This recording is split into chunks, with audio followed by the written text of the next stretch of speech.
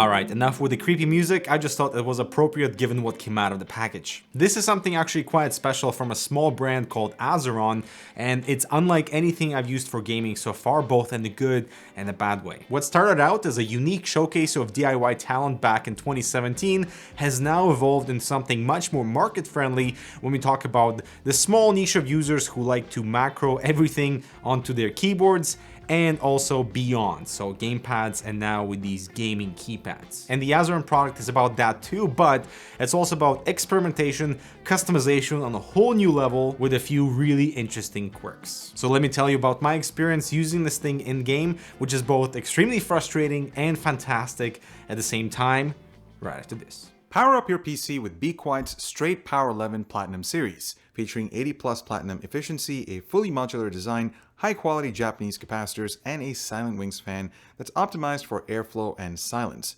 Choose Be Quiet and your components will thank you. Alright, so let's start from the beginning. Azeron gets huge props for trying to cater to all gamers. This means you get to choose left or right-handed option, choosing the size of the gamepad based on your hand size with a handy printout, then choosing the right wrist rest, either flat or curved.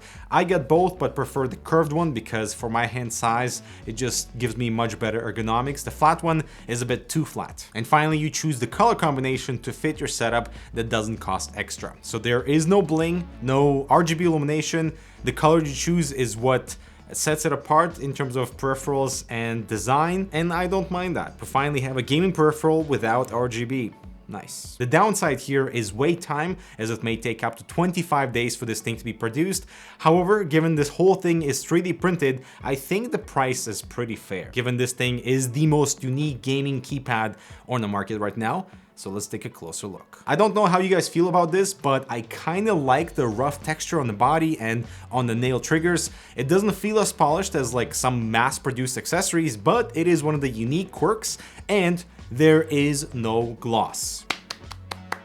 The plastic frame feels good, the extensions on the fingers have some density to them, and when adjusting the button towers, they get into position very well that you can fully secure with this cute screwdriver. It's well grounded too with rubber pads at the bottom, and the weight of the whole thing here is next to my Ducky 1-2 Mini for size reference, so if you're looking to save on desk space, this should satisfy. Now, the first hiccup I encountered with this thing when plugging it in is that my computer did not actually recognize it, and that is because I plugged it into a USB 3 port and I had to plug into a USB 2 port, update the firmware, and install the drivers for it to finally work on a USB 3 port. So something to keep in mind. But now let's get to the fun part, the 26 custom buttons, the 5-way directional pad, and the full analog joystick. So everything is customizable with 2 onboard profiles that you can switch on the fly with this button on the side, or endless profiles through the software, and more on that later. The switches are not your traditional keyboard switches though. Instead, they're using micro switches, the same type used in mice. Very tactile, short travel distance, easy to press, and fairly quiet,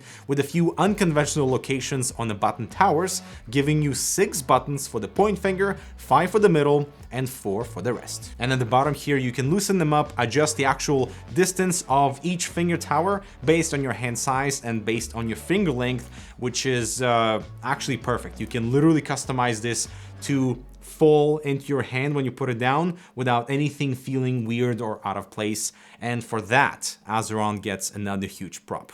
And finally, hear what the switches sound like.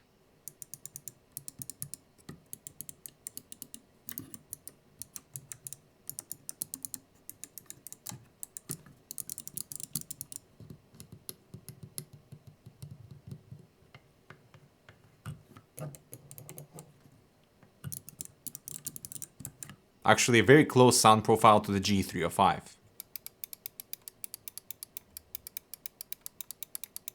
Now, the button towers for your point and middle fingers are slightly larger, giving you extra buttons for the top over here, and they are a little bit kind of awkward to learn how to press and not forget to use them actually, whereas everything else is a bit more in reach and a little bit more comfortable to use than these 2 buttons. But you definitely have to train yourself on figuring out how to use these in the most efficient way possible for your playstyle and for what games you play. And so it is precisely because of the switches I had to completely rethink my gaming hand. The three fingers that are normally around the WASD area now had to activate all other keybinds, and my thumb, instead of hitting spacebar all the time, was in charge of movement with this analog stick. And this is where the frustration kicked in, because my finger memory for FPS was totally messed up. I'm not used to moving with my thumb because I've never owned a console, so this actually would be a great transition from a console towards PC gaming, because it's kind of like combining the two in terms of ergonomics and customization and giving you a little bit of that old school joystick analog movement. And I literally spend hours reassigning keybinds for these four fingers that are normally around the WASD area. I mean, that was a bit unnatural, especially for FPS. For example, I cannot strafe as fast as I can with the keyboard because going left to right requires so much movement on the joystick, and my thumb would eventually slip even with these texture rubber pads which are included, and remapping movement to my natural WASD area was really unnatural because of the switch type. Perhaps if you're coming from a console, the analog joystick will feel totally natural to you, but not having that instant reaction between A and D on the keyboard, I mean, this is a lot of movement for me to do left and right strafing, which I just couldn't do with the analog joystick, but it is absolutely much easier and much faster to do on the keyboard. This also includes going forward and backwards too, so it's not just strafing left and right, it's not having that like instantaneous control of my character movement for FPS. I will say that if you want to skip the whole analog joystick navigation, you could also remap WASD to like your three fingers over here and navigate that way, but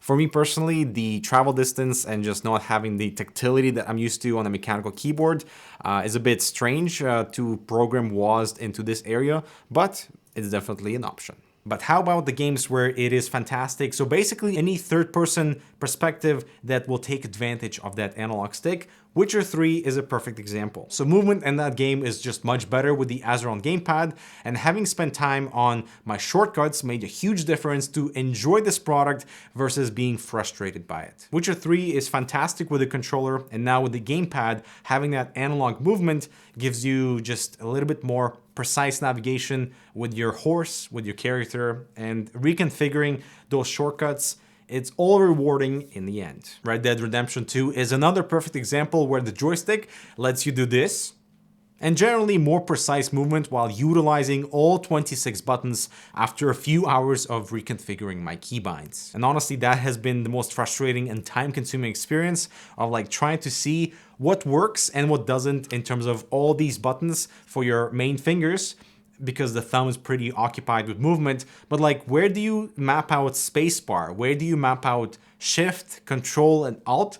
Like having spacebar that I press with my middle finger, it's kind of bizarre, and you have to retrain physical memory, finger memory, and just like literally spend time training your hand so that your traditional WASD area and spacebar mashing is totally different. Which is why this thing did not work for me in FPS games like Call of Duty. No way, I just go back to the keyboard immediately. But for other games, I can kind of train myself and force myself to use this thing where it actually becomes enjoyable. I did have to deactivate some of the keys in the beginning because I would activate them by accident. Again, having not trained the finger memory to, let's say, not click the buttons which are kind of like out of sight, where you press them in.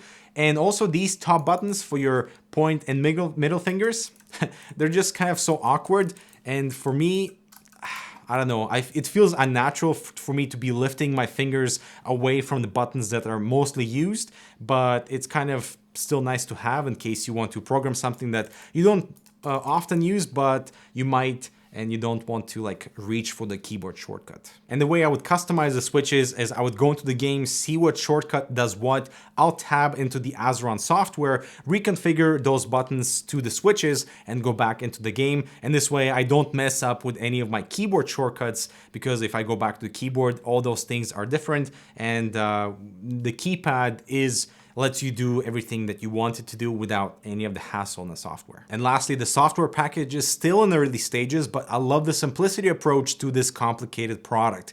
You click a button, assign the keybind, save to a profile, and here's what you can do with the joystick too. Either have full analog Xbox stick, keyboard WASD, or them together. You can even calibrate the joystick for motion sensitivity and direction. So instead of moving forward when you press it forward, if you feel more comfortable changing a direction when you click up, that goes forward, you can do that easily in software. I have noticed a few instances in games like Assassin's Creed Odyssey where enabling the joystick motion disables mouse support, which is strange. I did not experience that with The Witcher 3, so that is something to keep in mind. Therefore, I had to disable the joystick and just keep the WASD activated when I moved the joystick around. Otherwise, in all other games, mouse was enabled while also giving me full joystick control. And what this product made me realize is how I am never leaving a keyboard behind for FPS gaming, but also how I've been kind of missing out. The totally unique approach to button mapping is both brilliant